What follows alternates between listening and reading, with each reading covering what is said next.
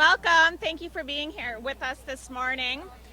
It's an exciting day today and a long overdue day that we take up the Women's Economic Security Act in the House. And I want to thank the men and women who are with me here today who have worked this bill through the process and have stood with women and working families to make sure that we address the income gap in between men and women in this state and in this country. Hello. My name is Danielle Hans, and I'm here today because each of the women in my life has experienced firsthand or through others the economic burden of being a woman.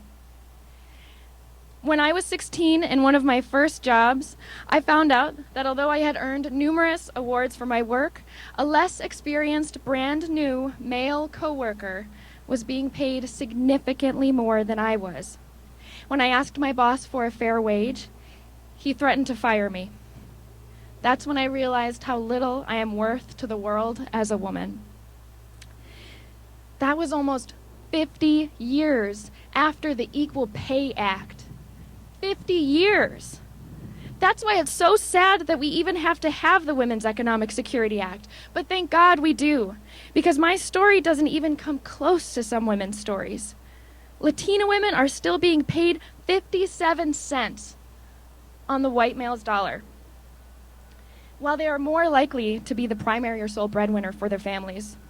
Women still make up 63% of low-wage jobs, and the wage gap actually widens when women have children. The implications of passing this bill, or of not passing this act, are enormous. Without it, generations of families will continue being destroyed by the very discrimination that was made illegal in 1963.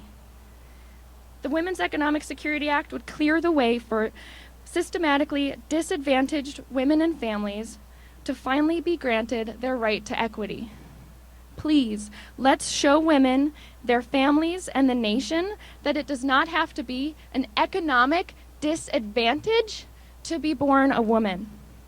I urge that this bill is passed in its entirety. Thank you. I think in 2014, it's long overdue that we really tackle this issue at the Capitol. And I'm so proud that our House leadership and Senate leadership has taken this issue on and that we'll be addressing it today.